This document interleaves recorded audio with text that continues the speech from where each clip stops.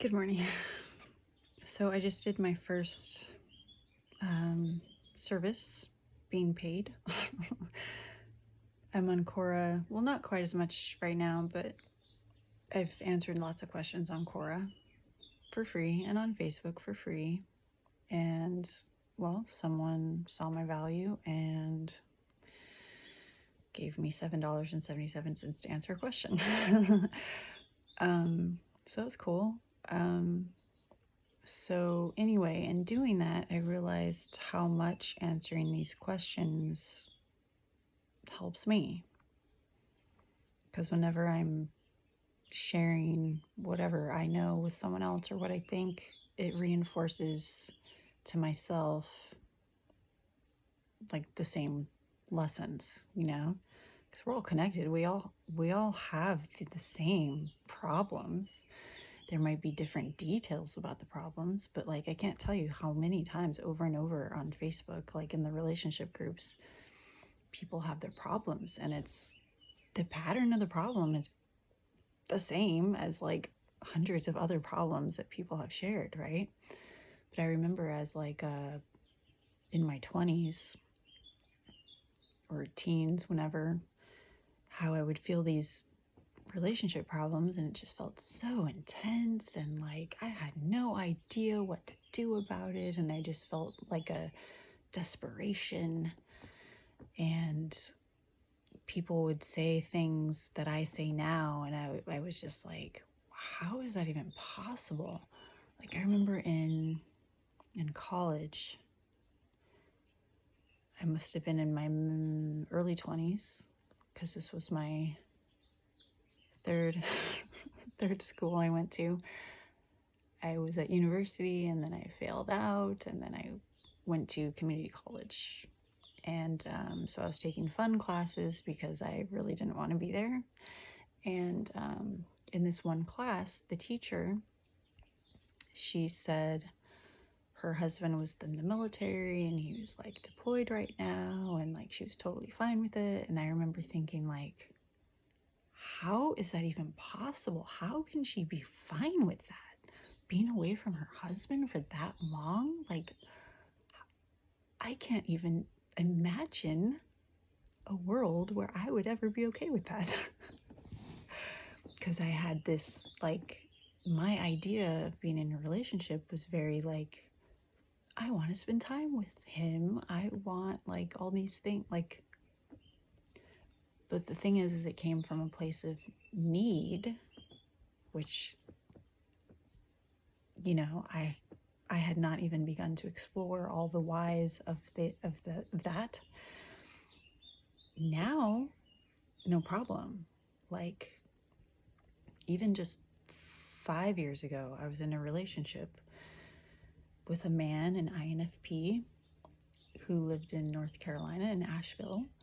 And I remember it was so hard to, like, as we got more emotionally involved, and I would fly out to visit him like every month, and being away from him just felt so hard. It was like really hard, like an aching, a longing, a need, which isn't healthy. And in my last long distance relationship with the ENTP, I could tell how much I grew because I didn't have that need to like be with him all the time in person. And when we talked every day on the phone, which I suppose is kind of the same, it's very similar. And we both were avoidant, but since we both he had extroverted feeling child, and I had extroverted feeling inferior, so we both had similar needs in that way. We really enjoy time together, and being on the phone is time together, so that really worked for us. But I didn't feel that need, the desperation for like, oh, I need to be with you again. It was more like, yeah, I want to be with you again. I'm looking forward to being with you again. But it wasn't like a desperation. The problem I had was more I mean, definitely FE inferior, which is extroverted feeling, FE, when we're talking Jungian analytical typology, it's empathy, acceptance, ethics, inclusiveness, bond, what do you deserve, balance, culture, support. And this is from C.S. Joseph. He has a chart about each of the types. But so anyway, when immature in the inferior function slot, it's an infant, and it is afraid of not being accepted by others, or being liked by others. And when it grows up into its mature phase, into a toddler, from an infant to a toddler, it's courageous and caring for others, which I've spent a lot of time being courageous in that function. I think as a female, females are socialized and conditioned to be more caring and giving in that way. So I probably have a leg up in that area over the men. Maybe not all the men, but I was kind of forced to use extroverted feeling.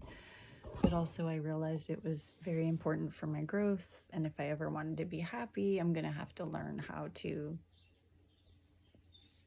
manage my internal shit, right? We all have internal shit, it just shows up differently. So anyway, my friend had said something yesterday. She's an ENFP. ENFPs are very accepting. They are the natural pair to the ISTP, so these two types naturally accept each other. However, I feel ISTPs, the FE, it's kind of like we're very inclusive of people because we know what it's like to not be included. Like, I think a lot of ISTPs can feel very alienated and like people don't like us, we're too harsh, or we speak the truth, people don't like the truth, so then they hate us. So it's like we're constantly being stabbed in the FE inferior, which the inferior is the most sensitive function. It hurts a lot. So ISTPs have to be very strong. A lot of ISTPs will isolate themselves or take a lot of solitude. I definitely do. Now it's not to hide necessarily. It's more just because I prefer it. Sometimes it is hiding. Yeah, like I might see someone in the grocery store that I know and I'm just like, turn around, go the other way. I don't want to talk to them. I don't want to say hi. And sometimes it is just insecurity, but it's also just, it's uncomfortable. Like it's uncomfortable to feel insecure. And I don't want to do the whole social thing. Like, I really like the people where I can just be like, jump into what you want to say. I don't want to be like, hey, how are you? How's your day going? Go through that whole mess. Because if you meet like an ESFJ type, they will force you to go through that whole mess. Like I had my son, when he was younger, he had a daycare teacher. And so I would just text her, oh, okay, we're on our way, or we'll be there at this time. And she'd be like, hold on, how are you? And like she would force me to do the small talk with her, which I'm sorry, like if someone's gonna like expect me to do that, force me to do that, or make me feel, or try to make me feel like I'm unacceptable for not doing that, or like I'm a bad person for not doing that, like no, like why the fuck would I want to be around you or talk to you? So people, everyone, me included, people judge. We judge people all the time. We all do it. It happens. But we can be aware of when we're doing it, and we can be like, oh, I'm judging them right now. Because like yesterday when my friend she was talking about an ENTJ, a type that a lot of people have issues with because they can be very domineering. If you've ever seen the show Gossip Girl, you know, it's funny, she's actually my favorite character, one of my favorite characters, which is funny because in real life, ENTJs are not my favorite type. They're lower on the list. But she actually became my favorite character. What's her name? She was the queen bee. She was dark hair. She was, she ended up dating Charles. It's been so long since I watched it. Anyway, the ENTJ, she became my favorite character, which is hilarious. But I'm pretty sure she's an ENTJ. Anyway, don't get sidetracked. So my friend was talking about how, oh, you know, like they're effie demon, you know, but I can see how like they do try to care in this way, so I can, you know, I don't need to judge her for that. And as she was saying that, I was thinking about like my sister and other ENTJs I've known, and then I was totally judging. I was like, well, you can not judge if you want, but then when I did this video this morning for a person, and you know, I took out this to look at the functions, and I was like, you know, my friend's right. I don't need to judge these people, because what does judging them do? That's when you're judging a person negatively for something that they can't help it. It's our mind wiring, you know? Like, it doesn't even make sense to judge someone for that. It's not like they're doing it on purpose. I mean, sure, some people do, but like, we all were wired this way. I mean, there's 16 personality types with 4 different subtypes, and then plus we have all the astrological stuff that makes us all different, and the Enneagram types that makes us all different. We're all wired this way, and we all have our challenges that we have to overcome. Some people are more aware than others, so it's like it really doesn't make sense to even judge people. Judging someone else can make us feel better. Oh yeah, like they don't know how to do that, but I do, so I'm like totally better than them. That doesn't make sense. I'm not better than them. You're not better than me. Nobody is better than anybody else. We're all the same better.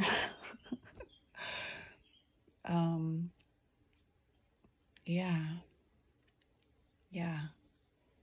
So where in your life are you prideful about something? Like, it could even be, oh, I wear Prada. Is that a name? Prada, or those other name brand names, and I'm better than you because I wear these really cool clothes. Really? Are you better than me because I wear a t-shirt? No. But you can apply that to every aspect, like the way someone speaks, like everything. You can apply that to everything, okay? Where in your life are you feeling like, yes, I'm prideful about this and I'm better than them because of this, like, and it's not like we're necessarily conscious of this, because it can show up in a very subtle way, but there may be some area in your life where you do feel maybe a little superior to someone else just for this one thing. Oh, look at my boyfriend or my husband. He is this wonderful man and my husband's better than yours. Or it can show up in all kinds of ways. All kinds of ways. Oh, my lipstick is better color than yours, or I don't know. There's probably billions of ways. My garden has more flowers than yours does. None of us are immune to this. Like the 7 deadly sins or whatever, like look at that list. Where are you sinning? And no, I don't think of it as a sin. And even in a last video I said good and bad. that's a judgment. There really is no good and bad. It all just is. Placing a good or a bad on something is judging it. So, yeah. Okay. So, since we're looking at this chart, all right, so the ISTP, the hero function, the first function, it's a function that's pretty much always on. It's I know, right? It's logic, deduction, filter, candor, separate, verify, facts, can be harsh, criticism, division. Yeah, it can be very critical because it TI, introverted thinking, has the ability to be very objective. It can take out all the emotion and it can just see something for what it is, especially when paired with extroverted sensing, which is my second function. It's reality. If my introverted sensing or my extroverted sensing is on, and it can just zoom, see the truth of it, and be like, matter of fact, blah, blah, blah, this is what it is. People don't like that shit. Some people do, but a lot of people don't. Oh, you're being so harsh. My feelings. Ooh, hurt my feelings. Okay. So when immature, TI hero is prideful about what it knows. And I can definitely see that when I was younger. And I'd also feel insecure about my extroverted thinking function, which is in my shadow. We'll talk about that later. But yeah, ISTPs, if they're acting like a know-it-all, like, oh, I know everything, that's an immature ISTP. And so when mature, it's a TI warrior, which is humble about what it doesn't know. And humility, we all can have humility, right? Because all of us are prideful about something or have been prideful about something. So practicing humility, it's a good thing. Okay, then the second function for the ISTP is SE, extroverted sensing. That is what is. So you might hear an ISTP say a lot, it is what it is. I say that a lot, or I think it a lot. And I know some people will be like, I hate that saying. But it's true though. It is what it is, and it's freeing. That is freeing for me. Because you can be you can analyze the shit out of something. You can see it from all these different perspectives. You can add your beliefs in there, how you want it to be, all this crap. But it's so freeing to just be like, well, this is what it is. It is what it is. Okay. Don't have to think about it anymore. Don't have to worry about it anymore. It just is. So extroverted sensing is about reactions. ISTPs have a very quick reaction time, maybe the highest out of everyone. Maybe I don't know, maybe ESTPs and ESFPs have higher reaction time. I don't know. But an ISTP who has, let's say, done martial arts, for instance, so they already have muscle memory, and we don't ever lose our muscle memory. Once you have learned how to ride a bike, you always know how to ride a bike, whereas other types might struggle more with that. So SE can be very forceful. It's very realistic. It's observant. It likes to demonstrate things, to do things. It can be very finesse. So if you see a ballerina who's just so graceful, you can have natural finesse. It does like variety, and it likes to perform. So me doing a video for you and being all oh my God, performing, right? But I don't want to be fake about it. And I don't think anyone is immune to being fake sometimes, putting on a performance sometimes. But I'm really on myself about not performing for the sake of performing, but being truly 100% authentic. That's my goal. I definitely catch myself sometimes, and I'm like, why did I just say that? I don't mean that. Because we have our habits, like saying this to make someone feel good, but then I'm like, what? But I don't mean it though. Like, I don't really mean that. Like, I wouldn't actually say that if I were being completely honest. So I try to catch myself with these things. Okay, so when the parent function is immature, it's like a teenager. So think about teenagers, right? Most teenagers, how immature and irresponsible they can be.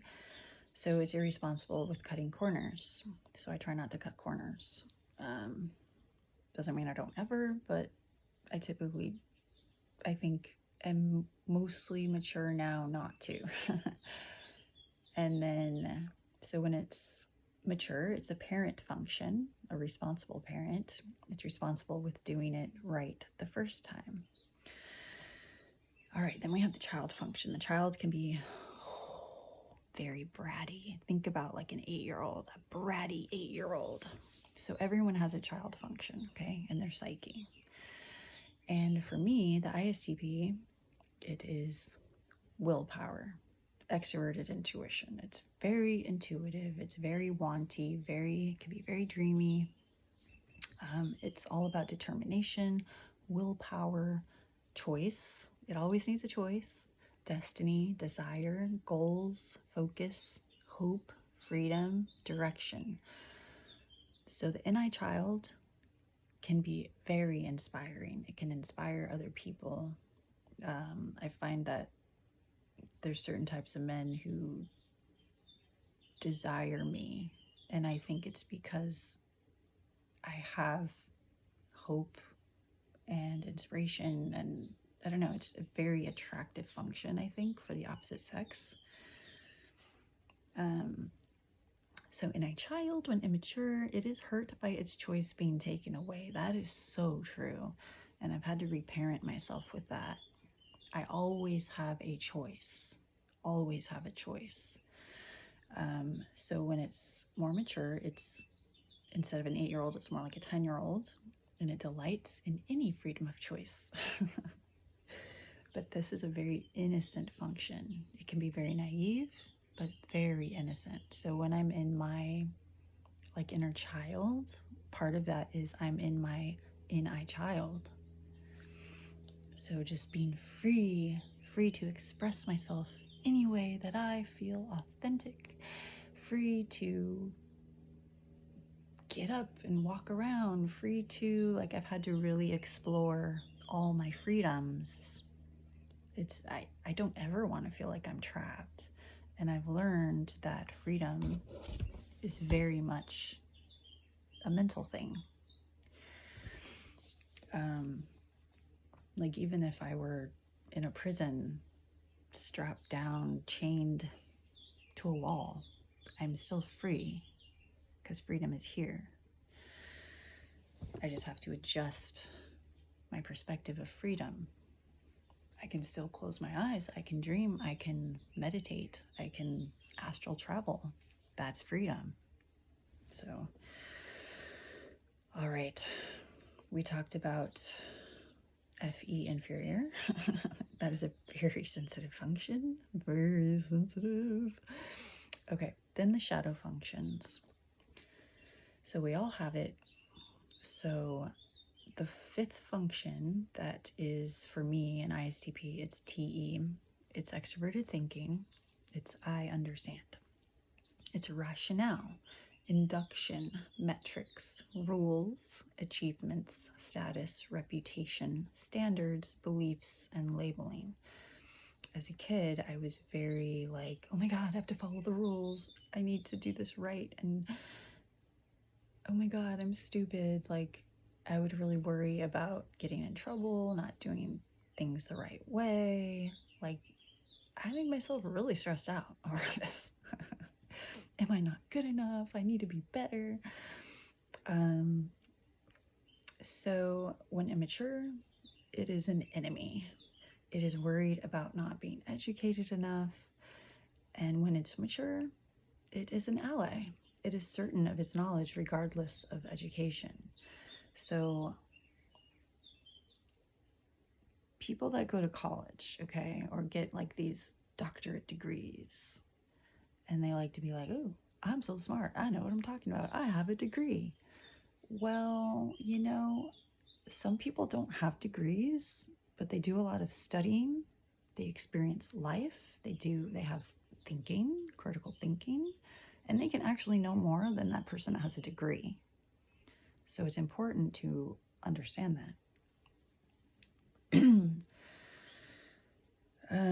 Let's see. And yeah, I just want to say something about ESTPs. That's my son's type, but I've known a few, quite a few. And I know enough to know that their fifth function, introverted sensing, like they can be very worried about their personal experience. Like if they're sick, like if they have a cold, or if they I don't know, broke their wrist, I don't know, something like stepped on a nail or a tummy ache. Like it can be like, they can be like super worried about it. Like I never would have expected an ESTP to like behave that way, or like I don't know, because as an ISTP, it's my critic function. So I've always just like tough things out. Oh, I dislocated my arm. Like that hurts. It sucks. But like, will you please like pop it back in or something? Oh, I'm sick. No problem. Like I'll get better. I'll do this and this and this and I'll get better. Like I've always toughed things out, like from a young kid age. So it was really weird because I expected like an ESTP to be like a lot like me, but there's so many ways that they're not like me. Okay, so the sixth function, this is the critic function. We all have a critic function. So this is kind of a way where you can, like if you're not sure what a type is, this can help you figure out their type. Like the critic and the child are kind of on this this orbit. They kind of work together in a way. So like the critic can be like this grumpy grandpa. And so in an ISTP, this is SI, introverted sensing. It's endurance, duty, concentration, habit, attention, experience, sharing, faith, security, and effort. So ISTPs can be very protective of people, like very critical about how their own loyalty towards someone or towards whatever a cause they're in, or like, and that can actually be detrimental to us because like we are so loyal that we can be too loyal to the wrong people, and that's not good. But ISTPs are very loyal people, like very loyal people. Okay, so when immature, it can be very cynical. It can be foolish about what it remembers as well. So I've had to learn to like write things down and really realize that, hey, you know what? There's a lot I don't remember. So I need to be like humble about that and just be like, oh, yeah, I don't remember, or I need to write it down, or think of ways to remember things, like by, like if I'm trying to remember someone's name and I'm like, okay, they have red hair. Oh, they remind me of like, okay, there's this one guy, his name was Sam. And then I thought of Sam the Wise in Lord of the Rings, and I was like, Sam, like Sam the Wise, got it. And then I always remembered that guy's name.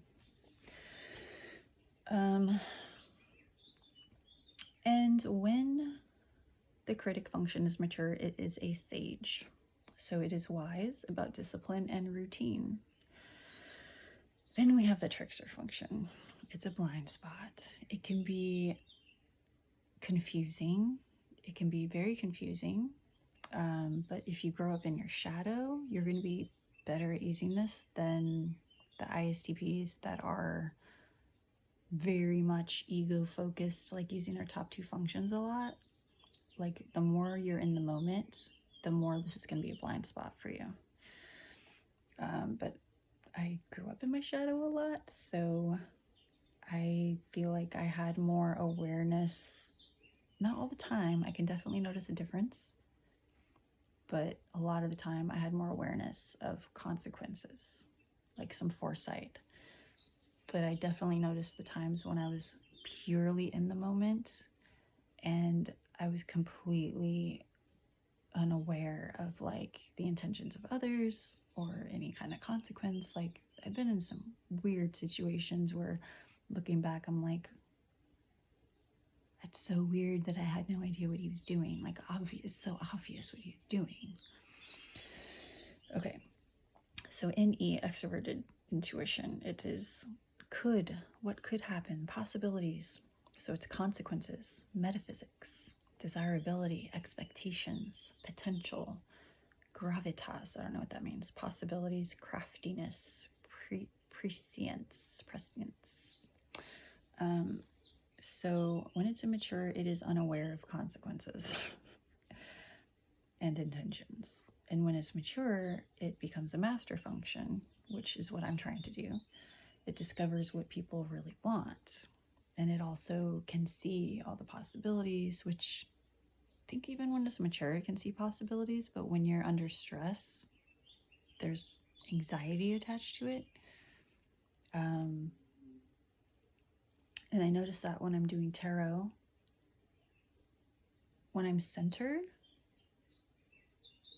like the cards come out and it's just like boom, boom, boom, easy, easy, got it. Woo, easy. When I'm feeling more like not centered or more like